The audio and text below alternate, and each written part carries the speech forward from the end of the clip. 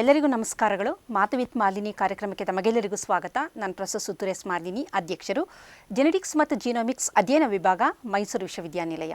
ವಿಶ್ವ ಆರೋಗ್ಯ ಸಂಸ್ಥೆಯ ಪ್ರಕಾರ ಯಾವ ವ್ಯಕ್ತಿ ದೈಹಿಕವಾಗಿ, ಮಾನಸಿಕವಾಗಿ, ಸಾಮಾಜಿಕವಾಗಿ, ಲೈಂಗಿಕವಾಗಿ ಮತ್ತು ಆಧ್ಯಾತ್ಮಿಕವಾಗಿ ಆರೋಗ್ಯವನ್ನು ಹೊಂದಿರ್ತಾನೆ ಅವನನ್ನು ಮಾತ್ರ ನಾವು ಆರೋಗ್ಯವಂತ ವ್ಯಕ್ತಿ ಅಂತ ಕರಿಬೋದು. ಹಾಗಾಗಿ ಈ ಆರೋಗ್ಯವಂತ ವ್ಯಕ್ತಿ ಎನ್ನುವ ವ್ಯಾಖ್ಯಾನದಲ್ಲಿ ಲೈಂಗಿಕ ಆರೋಗ್ಯವು ಬಹಳ ಮುಖ್ಯವಾದ ಪಾತ್ರವನ್ನು ವಹಿಸುತ್ತೆ. ಇಂದಿನ ಈ ಒಂದು ಜನರೇಷನ್, ಯುವ ಜನತೆ ಅಂತ ನಾವೇನು ಕರಿತೀವಿ, ಜೆನ್ ಝಿಗಳಂತ ನಾವೇನು ಕರಿತೀವಿ, ಅವರಲ್ಲಿ ಲೈಂಗಿಕ ಆರೋಗ್ಯದ ಬಗ್ಗೆ ಹೆಚ್ಚಿನ ಅರಿವಿಲ್ಲ. ಕಾರಣ ಟೆಕ್ನಾಲಜಿಯ ಯುಗದಲ್ಲಿದ್ದಾರೆ. ಅವರಿಗೆ ಯಾವ ವಿಚಾರ ಬೇಕು ಅಂದರೂ ಅವರು ಅದನ್ನು ಕೆಲವೊಂದು ಸೋರ್ಸ್ಗಳ ಮುಖಾಂತರ ಪಡೀತಾರೆ. ಆದರೆ ಬಹಳಷ್ಟು ಸಂದರ್ಭದಲ್ಲಿ ಸಾಮಾಜಿಕ ಜಾಲತಾಣಗಳಲ್ಲಿ ದೊರಕುವಂತಹ ಮಾಹಿತಿ ಬಹಳಷ್ಟು ಎಡಿಟೆಡ್ ಮಾಹಿತಿಯಾಗಿರುತ್ತೆ. ಅದು ಸಂಪೂರ್ಣ ವೈಜ್ಞಾನಿಕವಲ್ಲದ್ದು ಮತ್ತು ಅದು ನಿಜವಲ್ಲದ ಮಾಹಿತಿಗಳನ್ನು ಅವರು ಪಡೆಯೋದ್ರಿಂದ ಬಹಳಷ್ಟು ಲೈಂಗಿಕತೆಗೆ ಸಂಬಂಧಿಸಿದಂತಹ ತೊಂದರೆಗಳಿಗೆ ಅವರು ಸಿಲುಕ್ತಾ ಇದ್ದಾರೆ. ಇದರ ಜೊತೆಗೆ ಇತ್ತೀಚಿನ ದಿನದಲ್ಲಿ ಬಹಳಷ್ಟು ಲೈಂಗಿಕ ದೌರ್ಜನ್ಯಗಳು ಸಣ್ಣ ಮಕ್ಕಳ ಮೇಲೆ ನಡೀತಾ ಇದೆ. ಕಾರಣ ಆ ಒಂದು ಸೆನ್ಸೇಷನ್, ಆ ಒಂದು ದೇಹದ ಬಗ್ಗೆ ಒಂದು ಅರಿವು ಏನಿದೆ ಅದು ಜನಕ್ಕೆ ಬಹಳ ಎಲ್ಲೋ ಕಡಿಮೆ ಅಂತ ಅನ್ನಿಸ್ಬಹುದು.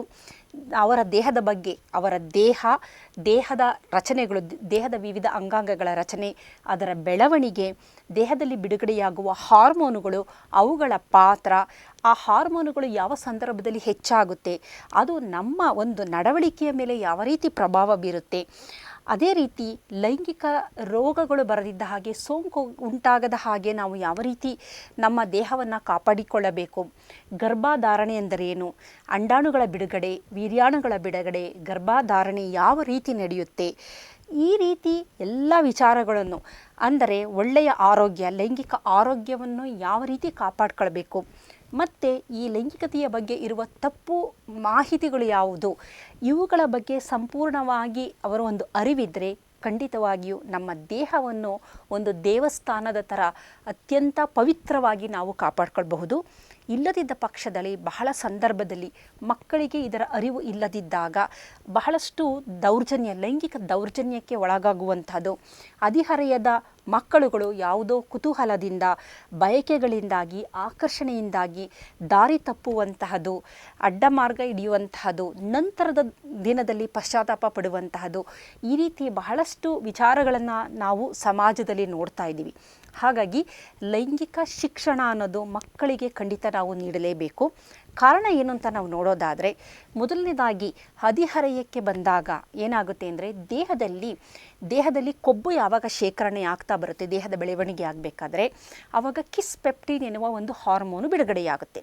ಆ ಕಿಸ್ ಪೆಪ್ಟಿನ್ ಏನು ಮಾಡುತ್ತೆ, ನಮ್ಮ ಹೈಪೋಥಲಾಮಸ್ ಮೇಲೆ ಆ್ಯಕ್ಟ್ ಮಾಡಿ ಅಲ್ಲಿಂದ ಗೊನೆಡೋಟ್ರೋಪಿಕ್ ರಿಲೀಸಿಂಗ್ ಹಾರ್ಮೋನ್ ಎನ್ನುವ ಒಂದು ಹಾರ್ಮೋನನ್ನು ಬಿಡುಗಡೆ ಮಾಡುತ್ತೆ.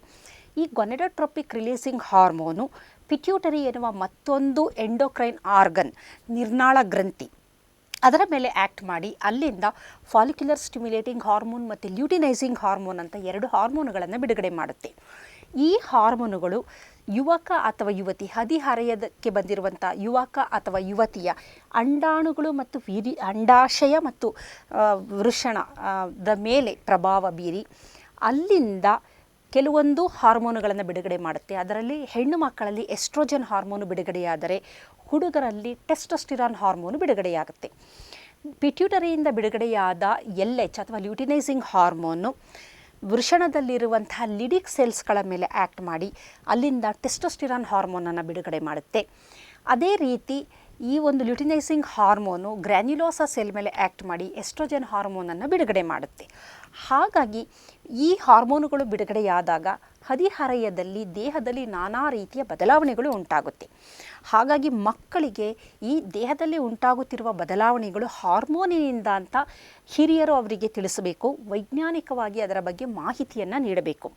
ಕಾರಣ ಹದಿಹರೆಯಕ್ಕೆ ಬಂದ ಮಕ್ಕಳಲ್ಲಿ, ಅವರು ಮಕ್ಕಳಲ್ಲ, ಆವಾಗ ಅವರ ದೇಹದಲ್ಲಿ ಬೇಕಾದಷ್ಟು ಬದಲಾವಣೆಗಳಾಗುತ್ತೆ.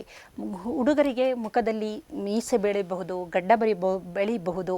ಅದೇ ರೀತಿ ಅವರ ಒಂದು ವಾಯ್ಸ್ ಏನಿದೆ ಅದು ಒಂದು ಗಡಿಸುತನವನ್ನು ಹೊಂದಿರುತ್ತೆ, ದೇಹ ಬೆಳವಣಿಗೆ ಆಗ್ತಿರುತ್ತೆ, ಸ್ನಾಯುಗಳು ಬಲವಾಗ್ತಾ ಇರುತ್ತೆ.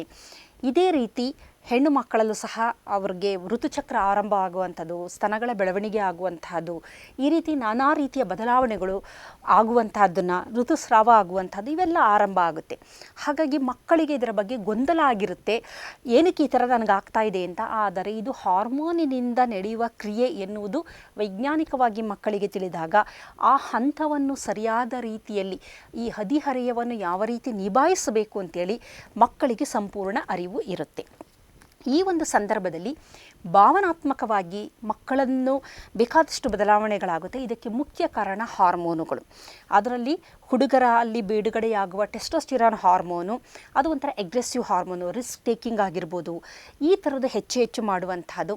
ಅದೇ ರೀತಿ ಹೆಣ್ಣು ಮಕ್ಕಳಲ್ಲಿ ಎಸ್ಟ್ರೋಜನ್ ಹಾರ್ಮೋನು ಋತುಸ್ರಾವವನ್ನು ಆರಂಭ ಮಾಡುತ್ತೆ. ಆ ಸಂದರ್ಭದಲ್ಲೂ ಅವರ ಒಂದು ಮೂಡ್ ಏನಿರುತ್ತೆ ಅದರಲ್ಲಿ ನಡವಳಿಕೆಯಲ್ಲಿ ಬದಲಾವಣೆಗಳು, ಮತ್ತು ಈ ಒಂದು ಯಾವುದು ಆ್ಯಂಡ್ರೋಜನ್ ಮತ್ತು ಎಸ್ಟ್ರೋಜನ್ ಹಾರ್ಮೋನುಗಳು ಇರುತ್ತೆ, ಸೆಕ್ಸ್ ಹಾರ್ಮೋನ್ಸ್ ಅಂತ ಕರಿತೀವಲ್ಲ, ಇದರಿಂದಾಗಿ ಕುತೂಹಲ ಹೆಚ್ಚಾಗುತ್ತೆ, ಆಕರ್ಷಣೆ ಹೆಚ್ಚಾಗುತ್ತೆ, ಬಯಕೆಗಳು ಹೆಚ್ಚಾಗುತ್ತೆ. ಈ ಹಾರ್ಮೋನುಗಳು ಮುಖ್ಯವಾಗಿ ಮೆದುಳಿನ ರೆಸೆಪ್ಟಾರ್ಗಳ ಮೇಲೆ ಪುನಃ ಬೈಂಡ್ ಆಗಿ ದೇಹದಲ್ಲಿ ಮತ್ತಷ್ಟು ಜೀನ್ಗಳನ್ನು ಆ್ಯಕ್ಟಿವೇಟ್ ಮಾಡೋದ್ರಿಂದ ಆ ಮಕ್ಕಳು ಬೇರೆ ಥರ, ಅಂದರೆ ಈಗ ಅವರು ಹದಿಹರೆಯಕ್ಕೆ ಬಂದವರು ಬೇರೆ ರೀತಿಯ ಕೆಲಸಗಳಿಗೆ ಕೆಲವೊಮ್ಮೆ ಅವರು ಪ್ರಯತ್ನಿಸುವಂತಹ ಸಂದರ್ಭವನ್ನು ನಾವು ನೋಡಬಹುದು. ಲೈಂಗಿಕತೆಗೆ ಹೆಚ್ಚು ಒಲವನ್ನು ತೋರಿಸುವುದನ್ನು ನಾವು ನೋಡಬಹುದು. ಹಾಗಾಗಿ ಈ ಸಂದರ್ಭದಲ್ಲಿ ಇದರ ಬಗ್ಗೆ ಅರಿವು ಅವರಿಗೆ ಖಂಡಿತ ಬೇಕು. ಸಾಮಾನ್ಯವಾಗಿ ನಮ್ಮ ಮುಂಭಾಗದ ಮೆದುಳು ಏನಿದೆ ಅದು ಮನುಷ್ಯರ ಮೆದುಳು, ಪ್ರಜ್ಞಾ ಮೆದುಳು, ಅರಿವಿನ ಮೆದುಳು. ಅದು ಸಂಪೂರ್ಣವಾಗಿ ಬೆಳವಣಿಗೆ ಆಗಬೇಕು ಅನ್ನೋದಾದರೆ ಅದು 25 ವರ್ಷಗಳು ಕಳಿಬೇಕು. ಅಲ್ಲಿಯವರೆಗೂ ಅದು ಬೆಳವಣಿಗೆ ಹೊಂದುತ್ತಲೇ ಇರುತ್ತೆ. 25 ವರ್ಷದ ವೇಳೆಗಾಗಲೇ ಸಂಪೂರ್ಣ ಬೆಳವಣಿಗೆಯನ್ನು ಹೊಂದುತ್ತೆ. ಅದರ ಮುಖ್ಯ ಕೆಲಸ ತರ್ಕ ಮಾಡೋದು, ಅನಾಲಿಸಿಸ್ಸು, ಸರಿಯಾದ ನಿರ್ಧಾರಗಳನ್ನು ಕೈಗೊಳ್ಳೋದು, ಯಾವ ಸಂದರ್ಭದಲ್ಲಿ ಏನು ಮಾಡಬೇಕು ಅನ್ನೋದು, ಮುಂದಾಗಬಹುದಾದ ತೊಂದರೆಗಳ ಬಗ್ಗೆ ತಿಳುವಳಿಕೆ ನೀಡುವಂತಹದ್ದು, ಅಪಾಯಗಳ ಬಗ್ಗೆ ಅರಿವು ನೀಡುವಂಥ ಈ ಥರದ್ದು, ಅಂದರೆ ಎಲ್ಲದು ಒಳ್ಳೆಯದು. ಪ್ರಬುದ್ಧತೆ ಅಂತ ಏನು ಹೇಳ್ತೀವಿ ಅದು ಮುಂಭಾಗದ ಮೆದುಳು. ಹಿಂಭಾಗದ ಮೆದುಳು ಭಾವನೆಗಳ ಮೆದುಳು, ಅದನ್ನು ಲಿಂಬಿಕ್ ಸಿಸ್ಟಮ್ ಅಂತೀವಿ, ಅಥವಾ ಅಮೆಗ್ಡಲ್ಲಾ ಅನ್ನುವ ಒಂದು ಜಾಗದಲ್ಲಿ. ಅದರಲ್ಲಿ ಸಾಮಾನ್ಯವಾಗಿ ಬಯಕೆಗಳು, ಕೋಪ, ಆಕರ್ಷಣೆ, ಕುತೂಹಲ, ಪ್ರೀತಿ, ಅಂದರೆ ಈ ಹದಿಹರೆಯದಲ್ಲಿ ಮಕ್ಕಳಲ್ಲಿ ಏನೇನು ಭಾವನೆಗಳು ಉಂಟಾಗುತ್ತೆ ಅದಕ್ಕೆಲ್ಲ ಮೂಲ ಕಾರಣ ಪ್ರಾಣಿ ಮೆದುಳಿನಿಂದ ಆಗುವಂಥದ್ದು. ಅದು ಆ ಸಂದರ್ಭಕ್ಕೆ ಆಗುವಂತಹದ್ದು. ಹಾಗಾಗಿ ಅದು ನಿಜವಾದದ್ದಲ್ಲ. ಅದು ಆ ಸಂದರ್ಭಕ್ಕೆ ತಕ್ಕನಂತೆ ನಮ್ಮಲ್ಲಿ ಭಾವನೆಗಳು ಉಂಟಾಗುವಂಥದ್ದು. ಹಾಗಾಗಿ ಇದರ ಬಗ್ಗೆ ಮಕ್ಕಳಿಗೆ ಅರಿವಾಗಬೇಕು. ಯಾರೋ ಒಬ್ಬ ಹುಡುಗನನ್ನು ಹುಡುಗಿ ನೋಡಿದಾಗ ಅಥವಾ ಹುಡುಗಿಯನ್ನು ಹುಡುಗ ನೋಡಿದಾಗ ಅದನ್ನು ನಿಜವಾದ ಪ್ರೀತಿ ಅನ್ಕೊಂತಾರೆ. ಅದೊಂದು ಕೇವಲ ಒಂದು ಆಕರ್ಷಣೆ, ಅದು ಹಾರ್ಮೋನ್ನಿಂದ ಉಂಟಾಗಿರುವಂತಹದ್ದು ಅಂತೇಳಿ ಆ ಮಕ್ಕಳಿಗೆ ಅರಿವು ಉಂಟಾಗಿರೋಲ್ಲ. ಇಂತಹ ಸಂದರ್ಭದಲ್ಲಿ ಬಹಳಷ್ಟು ತೊಂದರೆಗಳಿಗೆ ಅವರು ಈಡಾಗುವುದನ್ನು ನಾವು ಸಮಾಜದಲ್ಲಿ ನೋಡ್ತಾ ಇದ್ದೀವಿ. ಹಾಗಾಗಿ ಇಂಥ ವಿಚಾರಗಳು ಮಕ್ಕಳಿಗೆ ಅರಿವು ಉಂಟಾಗಬೇಕು ಅಂದರೆ ಅವರಿಗೆ ಲೈಂಗಿಕ ಶಿಕ್ಷಣದ ಅಗತ್ಯತೆ ಹೆಚ್ಚು ಅಂತಲೇ ಹೇಳ್ಬೋದು. ಇದರ ಜೊತೆಯಲ್ಲಿ ಗರ್ಭಧಾರಣೆ ಯಾವ ರೀತಿ ನಡೆಯುತ್ತೆ ಅನ್ನುವುದು ಸಹ ಆ ಒಂದು ವಯಸ್ಸಿನ ಮಕ್ಕಳಿಗೆ ಗೊತ್ತಾಗಬೇಕು. ಇದರ ಅರಿವಿಲ್ಲದಿದ್ದರೆ ಅವರು ಯಾವುದೋ ಒಂದು ಕುತೂಹಲದಿಂದ ಲೈಂಗಿಕ ಕ್ರಿಯೆಗೆ ಒಳಪಟ್ಟು ಅನಗತ್ಯ ಗರ್ಭಿಸುವಂತಹದ್ದು. ಎಷ್ಟೋ ಸಂದರ್ಭದಲ್ಲಿ ಅಂಕಿ ಅಂಶಗಳ ಪ್ರಕಾರ ಹದಿಹರೆಯದಲ್ಲಿ HIV ಬಹಳಷ್ಟು ಮಕ್ಕಳು ಹೊಂದುತ್ತಾ ಇದ್ದಾರೆ ಅನ್ನೋದು. ಆಮೇಲೆ ಕೆಲವೊಮ್ಮೆ ನಾವು ಕೇಳ್ತಾ ಇರ್ತೀವಿ ನಮ್ಮ ಸಮಾಜದಲ್ಲಿ, ಇನ್ನೂ ಸಣ್ಣ ಒಂದು ಹೈಸ್ಕೂಲ್ ಓದುವಂತಹ ಹುಡುಗಿಗೆ ಹೆರಿಗೆಯಾಗಿದೆ, ಆಕೆಗೆ ಬಾತ್ರೂಮಲ್ಲಿ ಆಕೆ ಒಂದು ಮಗುವಿಗೆ ಜನ್ಮ ನೀಡಿದ್ಲು, ಆ ಮಗು ಸತ್ತೋಗಿದೆ, ಹಸುಗೂಸು, ಈ ಥರದ್ದು ಕೇಳಿದಾಗ ಇದು ಹೇಗೆ ಸಾಧ್ಯ ಅಂತ ಅನಿಸುತ್ತೆ. ಕಾರಣ ಮಕ್ಕಳಿಗೆ ಗರ್ಭಧಾರಣೆಯ ಬಗ್ಗೆ ಅರಿವಿರೋದಿಲ್ಲ. ಅಂಡಾಣುಗಳ ಬಿಡುಗಡೆ, ವೀರ್ಯಾಣುಗಳ ಬಿಡುಗಡೆ, ಋತುಚಕ್ರ, ಇದರ ಬಗ್ಗೆ ಸಂಪೂರ್ಣ ಮಾಹಿತಿಯನ್ನು ಅವರಿಗೆ ನೀಡಿದ್ರೆ ಇಂಥ ಅನಗತ್ಯ ಗರ್ಭಧಾರಣೆಗಳಿಂದ, ಲೈಂಗಿಕತೆಯಿಂದ ಮಕ್ಕಳನ್ನು ನಾವು ರಕ್ಷಣೆ ಮಾಡಬಹುದು. ಜೊತೆಯಲ್ಲಿ ಸೆಕ್ಷುಲಿ ಟ್ರಾನ್ಸ್ಮಿಟೆಡ್ ಡಿಸೀಸ್ಗಳಂತ ನಾವು ಏನು ಕರಿತೀವಿ, ಇವುಗಳ ಬಗ್ಗೆಯೂ ಸಹ ಅವರಿಗೆ ಅರಿವನ್ನು ನಾವು ನೀಡಬೇಕಾಗುತ್ತೆ. ಕಾರಣ ಬಹಳಷ್ಟು ಕಾಯಿಲೆಗಳು HIV ಆಗ್ಬೋದು, HIV ಪಾಸಿಟಿವ್ ಆಗ್ಬೋದು, ಸಿಫಿಲಿಸ್, ಗೊನೇರಿಯಾ, ಕ್ಲಮೇಡಿಯಾ, ಇಂಥ ಕಾಯಿಲೆಗಳು, ಗುಪ್ತಾಂಗ ರೋಗದ ಕಾಯಿಲೆಗಳು, ಅಶುಚಿತ್ವದಿಂದ ಬರುವಂತಹದ್ದು, ಲೈಂಗಿಕತೆಯಿಂದ ಬರುವಂತಹದ್ದು, ಇವುಗಳು ಹೇಗೆ ಬರುತ್ತೆ, ಇವು ಬರದಿದ್ದ ಹಾಗೆ ತಡೆಗಟ್ಟುವುದು ಹೇಗೆ, ದೇಹದ ಶುಚಿತ್ವವನ್ನು ಕಾಪಾಡಿಕೊಳ್ಳುವುದು ಹೇಗೆ, ಇವುಗಳ ಬಗ್ಗೆ ಹೆಚ್ಚಿನ ಮಾಹಿತಿಯನ್ನು ಮಕ್ಕಳಿಗೆ ನೀಡ್ತಾ ಬಂದರೆ ಖಂಡಿತವಾಗಲೂ ಈ ಥರದ ರೋಗಗಳಿಂದ ಮಕ್ಕಳನ್ನು ರಕ್ಷಣೆ ಮಾಡಬಹುದು. ಇತ್ತೀಚಿನ ದಿನದಲ್ಲಿ ಬಹಳಷ್ಟು ಸಂದರ್ಭದಲ್ಲಿ ಈ ಒಂದು ಹೋಮೋಸೆಕ್ಷುಯಾಲಿಟಿ ಅನ್ನೋದನ್ನು ಸಹ ಹೆಚ್ಚಾಗ್ತಾ ಇದೆ. ಕಾರಣ ಮೊದಲೆಲ್ಲ ಅತ್ಯಂತ ಗೌಪ್ಯವಾಗಿದ್ದಂಥ ಹೋಮೋಸೆಕ್ಷುಯಾಲಿಟಿ ಅನ್ನೋದು ಇತ್ತೀಚಿನ ದಿನದಲ್ಲಿ ಸಮಾಜದಲ್ಲಿ ಬಹಳಷ್ಟು ಅಂದರೆ ಜನ ಅದನ್ನು ಅಕ್ಸೆಪ್ಟ್ ಮಾಡಿಕೊಳ್ಳುವಂಥ ಸ್ಥಿತಿಗೆ ಹೋಗ್ತಾ ಇದ್ದಾರೆ.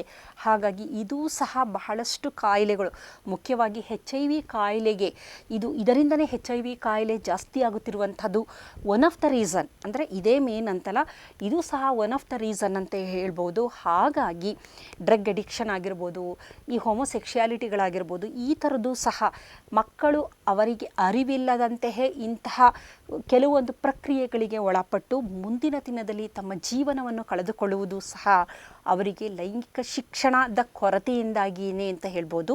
ಕಾರಣ ದೇಹದ ಬಗ್ಗೆ ಅರಿವಿರಬೇಕು, ದೇಹದಲ್ಲಿ ನಡೆಯುವ ಕ್ರಿಯೆಗಳು, ಬಿಡುಗಡೆಯಾಗುವ ಹಾರ್ಮೋನುಗಳು, ಅವುಗಳ ಉಪಯೋಗ ಮತ್ತು ಗರ್ಭಧಾರಣೆ ಅಂದ್ರೇನು, ಈ ಥರದ ಎಲ್ಲ ವಿಚಾರಗಳನ್ನು ನಾವು ಹದಿಹರೆಯದವರಿಗೆ ತಿಳಿಸಿಕೊಟ್ಟಾಗ ಅಂತಹ ಸಂದರ್ಭದಲ್ಲಿ ಅವರು ಯಾವುದೇ ರೀತಿ ಅವರಿಗೆ ತೊಂದರೆಯಾಗದಿದ್ದ ಹಾಗೆ ಅವರು ಲೈಂಗಿಕ ಆರೋಗ್ಯವನ್ನು ಅವರು ಕಾಪಾಡಿಕೊಳ್ಬಹುದು.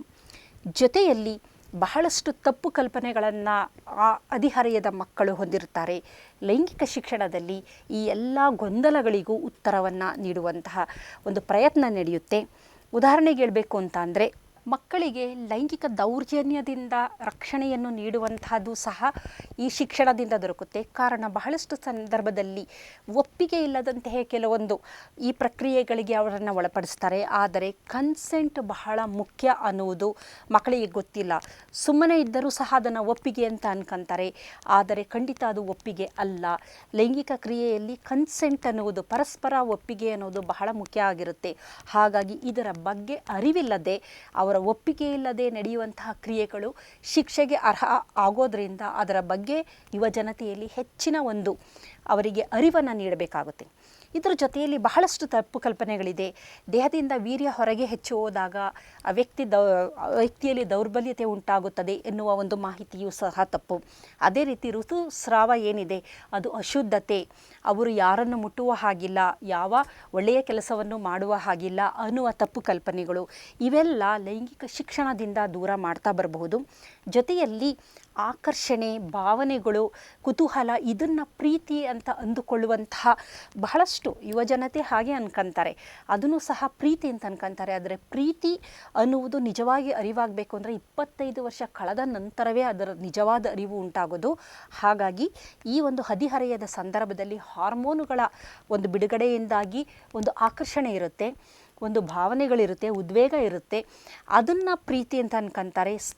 ಸ್ನೇಹವನ್ನು ಸಹ ಬಹಳಷ್ಟು ಸಂದರ್ಭದಲ್ಲಿ ತಪ್ಪು ತಿಳುವಳಿಕೆಯಿಂದಾಗಿ ಪ್ರೀತಿ ಅಂತ ಅಂದುಕೊಳ್ಳುವ ಸಾಧ್ಯತೆ ಇದೆ. ಹಾಗಾಗಿ ಇಂತಹ ತಪ್ಪು ತಿಳುವಳಿಕೆಗಳ ಬಗ್ಗೆ ಅರಿವನ್ನು ನೀಡಬೇಕಾಗುತ್ತೆ.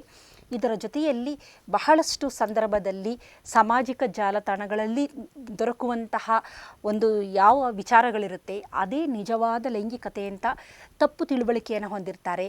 ಆದರೆ ಅದಲ್ಲ, ಅದು ಅಸ್ವಾಭಾವಿಕವಾಗಿರುವಂಥದ್ದು, ನೈಸರ್ಗಿಕವಾಗಿರುವುದಲ್ಲ ಅನ್ನುವ ಮಾಹಿತಿಯನ್ನು, ಆರೋಗ್ಯಕರವಾದ ಲೈಂಗಿಕತೆಯ ಬಗ್ಗೆ ಮಾಹಿತಿಯನ್ನು ಒಂದು ನೀಡಿದಾಗ ಮಾತ್ರ ಯಾವುದು ಸರಿ ಯಾವುದು ತಪ್ಪು ಎಂದು ಅದನ್ನು ಪ್ರತ್ಯೇಕಿಸುವಂತಹ ಶಕ್ತಿಯನ್ನು ಮಕ್ಕಳು ಹೊಂದುತ್ತಾರೆ. ನೋಡಿರುವುದೆಲ್ಲ ನಿಜವಲ್ಲ, ಬಹಳಷ್ಟು ಎಡಿಟೆಡ್, ರಂಜನೀಯವಾಗಿ ಅದನ್ನು ತೋರಿಸಿರ್ತಾರೆ. ಆದರೆ ನಿಜವಾದ ಜೀವನದಲ್ಲಿ ಅಷ್ಟೊಂದು ರಂಜನೀಯವಾದುದಲ್ಲ ಎನ್ನುವ ಕೆಲವೊಂದು ವಿಚಾರಗಳನ್ನು, ಅದು ಸ್ವಾಭಾವಿಕವಾಗಿರುವಂತಹ ವಿಚಾರಗಳನ್ನು, ಮನರಂಜನೀಯವಾಗಿರೋ ಎಕ್ಸಾಜುರೇಷನ್ ಅಲ್ಲ, ಅದು ಸ್ವಾಭಾವಿಕವಾದಂಥ ವಿಚಾರಗಳನ್ನು ಲೈಂಗಿಕ ಶಿಕ್ಷಣದ ಮುಖಾಂತರ ನಾವು ಮಕ್ಕಳಿಗೆ ನೀಡಬಹುದು. ಅದರಲ್ಲೂ ಮುಖ್ಯವಾಗಿ ದೇಹದ ಒಂದು ಆರೋಗ್ಯ, ನೈರ್ಮಲ್ಯತೆ, ಇವುಗಳ ಬಗ್ಗೆ ಹೆಚ್ಚಿನ ಮಾಹಿತಿಯನ್ನು ಅವರಿಗೆ ನಾವು ನೀಡ್ತಾ ಬರಬಹುದಾಗಿದೆ. ಮಕ್ಕಳಲ್ಲಿ ಉದ್ಭವವಾಗುವ ಪ್ರಶ್ನೆಗಳು ಲೈಂಗಿಕತೆಯ ಬಗ್ಗೆ ಅದು ಬಹಳ ತಪ್ಪು ಎನ್ನುವ ಸಮಾಜದ ಒಂದು ಸ್ಥಿತಿ ಇದೆಯಲ್ಲ, ಭಾವನೆ, ಅದು ಖಂಡಿತ ತಪ್ಪು. ಕಾರಣ ಏನಂತಂದರೆ, ನಮ್ಮ ದೇಹದ ಬಗ್ಗೆ ಯಾವ ವಿಚಾರ ಬೇಕಾದರೂ ಅವರು ವೈಜ್ಞಾನಿಕವಾಗಿ ಹಿರಿಯರಿಂದ ತಿಳಿದುಕೊಳ್ಳುವಂತಹ ಸ್ವಾತಂತ್ರ್ಯವನ್ನು ಅವರಿಗೆ ಕೊಡಬೇಕು. ಇಲ್ಲದಿದ್ದ ಪಕ್ಷದಲ್ಲಿ ಅವರು ಆ ಒಂದು ವಿಚಾರಗಳಿಗೆ ಬೇರೆಯವರ ಮೊರೆ ಹೋದಾಗ ಅದರಿಂದ ಉಂಟಾಗುವ ತೊಂದರೆಗಳೇ ಹೆಚ್ಚು. ಹಾಗಾಗಿ ಈ ಒಂದು ಅವರಿಗೆ ಉದ್ಭವಿಸುವ ಪ್ರಶ್ನೆಗಳಿಗೆ ಸಮರ್ಪಕವಾಗಿ ವೈಜ್ಞಾನಿಕವಾಗಿ ಉತ್ತರವನ್ನು ನೀಡುವಂತಹ ಕೆಲಸವನ್ನು ತಂದೆ ತಾಯಿಗಳು ಅಥವಾ ಶಿಕ್ಷಕರು ಮಾಡಬೇಕಾಗುತ್ತೆ. ಹಾಗಾಗಿ ಶಾಲಾ ಕಾಲೇಜುಗಳಲ್ಲೂ ವೈಜ್ಞಾನಿಕ ರೀತಿಯಲ್ಲಿ ಇದರ ಬಗ್ಗೆ ಒಂದು ಶಿಕ್ಷಣವನ್ನು ಕೊಡಬೇಕಾಗುತ್ತೆ. ದೇಹಕ್ಕೂ ಮತ್ತು ಲೈಂಗಿಕತೆಗೂ ಸಂಬಂಧ ಇದೆ, ಏನು ಒಂದು ದೈಹಿಕತೆ ಇದೆ ಅದಕ್ಕೂ ಲೈಂಗಿಕತೆಗೂ ಸಂಬಂಧ ಇದೆ ಎಂದು ತಪ್ಪು ಭಾವನೆಯನ್ನು ಹೊಂದಿ ಯುವ ಜನತೆ ದೇಹ ದಾಢ್ಯ ಹೆಚ್ಚಿಸಿಕೊಳ್ಳಲು ಮತ್ತು ಬೇಕಾದಷ್ಟು ಈ ಥರದ ಮೂಲಗಳಿಗೆ ಮೊರೆ ಹೋಗ್ತಾರೆ. ಆದರೆ ಅದಕ್ಕೂ ಲೈಂಗಿಕತೆಗೂ ಸಂಬಂಧವಿಲ್ಲ ಎನ್ನುವ ಒಂದು ಸತ್ಯವನ್ನು ನಾವು ಯುವ ಜನತೆಗೆ ತಿಳಿಸಬೇಕಾಗುತ್ತೆ. ಹಾಗಾಗಿ ಈ ಥರ ಬಹಳಷ್ಟು ತಪ್ಪು ಕಲ್ಪನೆಗಳು, ಅದನ್ನು ಮಿತ್ಸ್ ಅಂತ ಕರಿತೀವಿ, ಅವುಗಳಿಂದಾಗಿಯೇ ಬೇಕಾದಷ್ಟು ತೊಂದರೆಗಳನ್ನು ಹದಿಹರೆಯದ ಮಕ್ಕಳು ಅಥವಾ ಯುವಕ ಯುವತಿಯರು ಒಂದು ಅನುಭವಿಸುತ್ತಿರುವಂತಹ ಸ್ಥಿತಿ ನಮ್ಮ ದೇಶದಲ್ಲಿದೆ.